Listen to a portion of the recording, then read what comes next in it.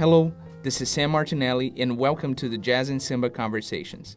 This is part 2 of our conversation with master bass player Marcus McLaurine, who is well known for his association with Clark Terry for more than 30 years. Our show is in partnership with the National Jazz Museum in Harlem. In each episode, we invited a jazz master to play and discuss the intersections between jazz and Brazilian music. Today, we are featuring the great John DiMartino on the piano. We hope you enjoy it. I actually heard, I think I told you, I heard Clark Terry. Did I tell you how I first heard Clark? Yeah, it was in Nebraska, right? It was in 1972. I didn't meet him that day. I met Victor Lewis that day, but I didn't meet, and Victor reminds me that was 1972 when that happened. I didn't meet Clark then, but I wasn't supposed to meet Clark then. I wasn't ready to meet Clark. But I had been working so hard and practicing and working on trying to develop, learning a lot of material, learning a lot of songs and just learning grooves. I'll tell you, when this one record I used to listen to incessantly, Relaxing by Miles. Yeah, the I think it's the yellow.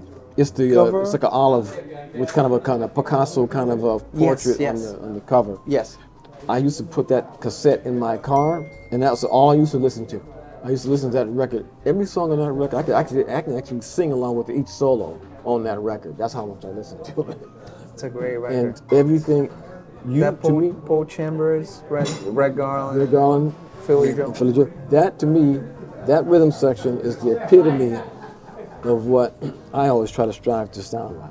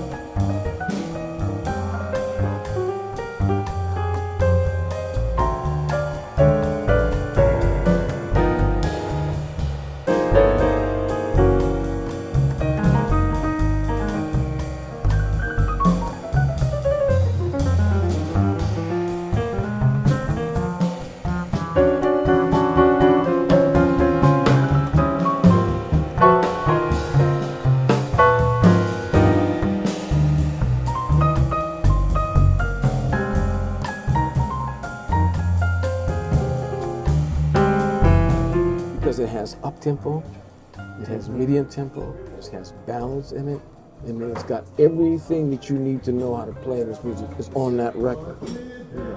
It's got the solos are immaculate. There's not one wasted note on that whole record. And there's the things where you got just bass and trumpet playing like on Oleo. Yes. It's just bass.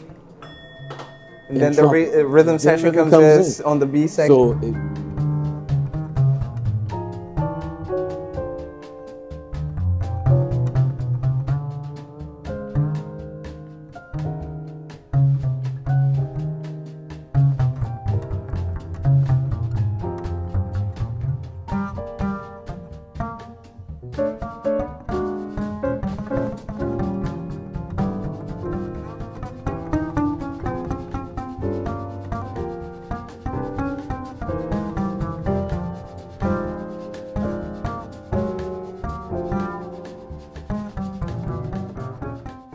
Paul Chambers was an immaculate bassist. He had immaculate time to be able to play that tempo immaculately. Yes.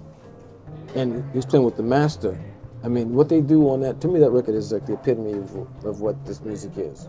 So listening to that record prepared me for when I got that gig with Clark. That record was my study record. Interesting. Now, I heard other records too, but that one was the one that stayed in my car. It's interesting how much you took from one album. Yeah, because if you listen to how like Red Garland and Philly Joe Jones and Paul, how they interact with each other, it's like one person. It's like they play as one.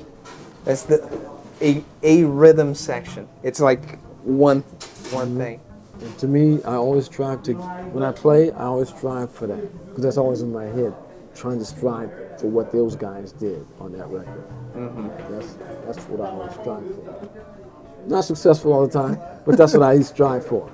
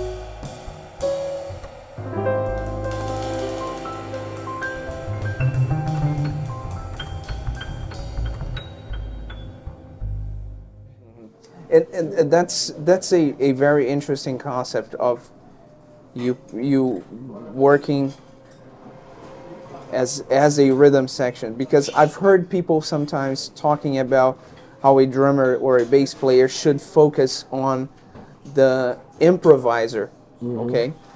But then I had a class with a drummer, with Matt Wilson, Oh yeah, man. and he actually was talking about how you should focus on the rhythm section as one, and the same way that you have, like if I'm looking to that point, I still can see what you're doing. I'm aware of what you're doing.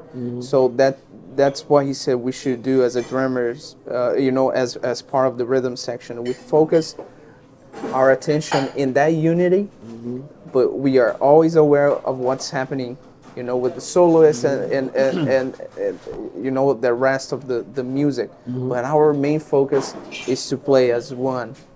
Rhythm section. Because the soloist depends on the rhythm section. Whatever you do, and it's interesting. Did you ever listen to the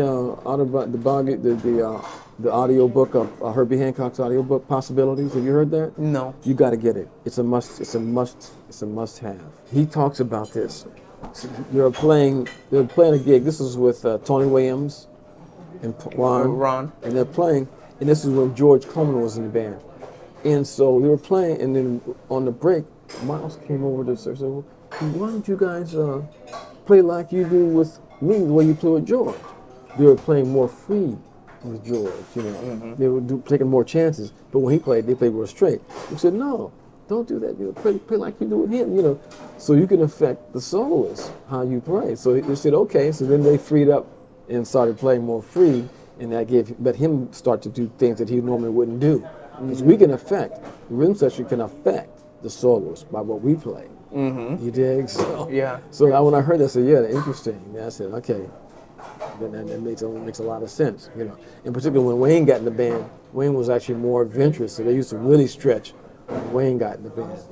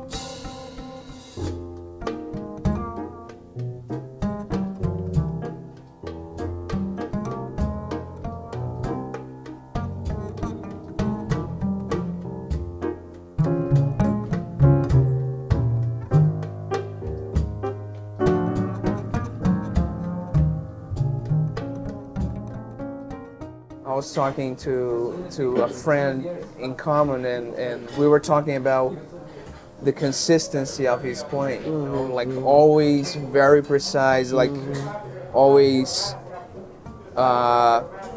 beautiful notes, beautiful melodies, a great sense of rhythm, and very consistent. Like almost like never a wrong solo or a bad solo or shaky or.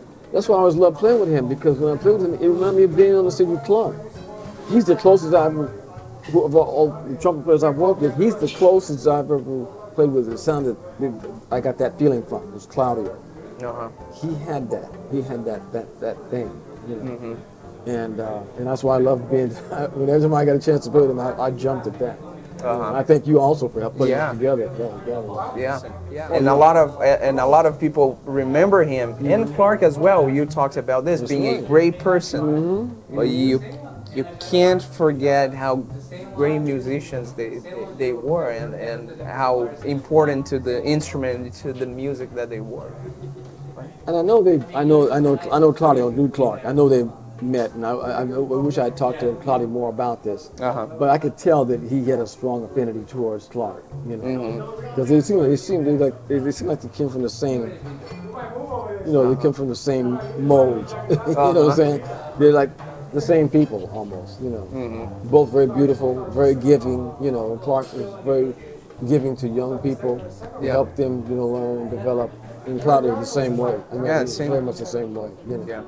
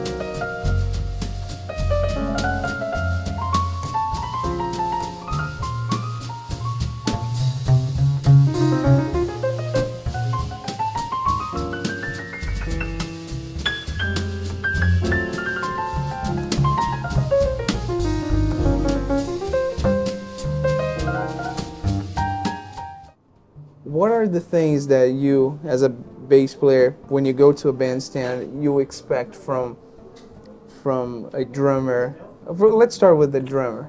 I think to me it was an important thing that we all listen to each other. That to me is the most number one thing, that we all, and I look for, like, it should be a certain amount of respect, and we should listen to each other. If those things don't exist, it's not going to happen.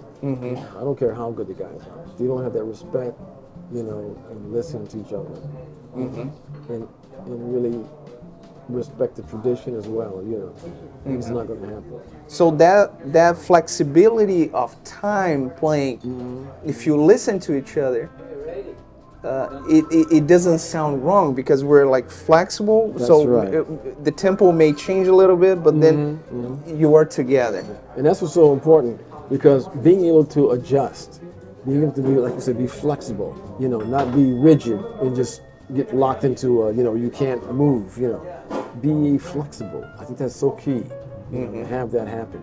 We're all human. No one's going to be playing perfect. I mean, who wants to play, like robot? You become like a robot after a while. You don't want to play like that, So, but yeah, having that, I think that's to me, that's an important word, flexibility. That's a key word. And particularly as a rhythm section player, to be flexible.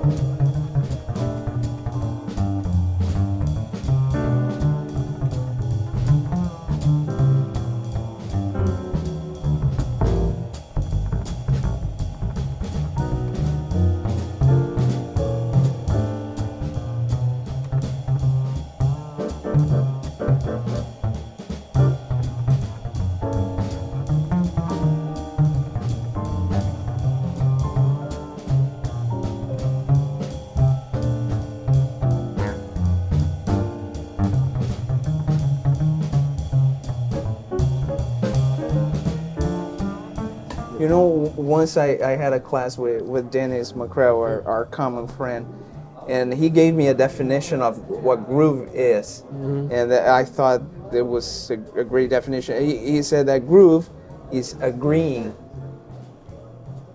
That's the same thing. That's right. Yeah, it's exactly what you said. And that's So, why, you know, when I played with Dennis, when I did that tour with the Basie Band, yeah, I felt at home because I loved his playing right away, because he was like this cat. It was like he was right there, you know, and he didn't get in the way. He let you do your thing. And if as long as you played with him, it was like cool, you know. And I loved Dennis's playing. We don't get a chance to play a lot, but I love. That's why I dig your playing, because I know you've incorporated a lot of Dennis. Yeah. When I hear you play, he taught me a lot. when I hear you play, that's why I enjoy playing with you, because I felt the same way every time I play with you, that same feeling. You have to be, and you said it's a good thing, of being able to adjust if you need to adjust, because no one plays exactly the same time, but you can have it kind of a similar, when you hear the beat. If it's a similar, then you have a chance to really make it happen.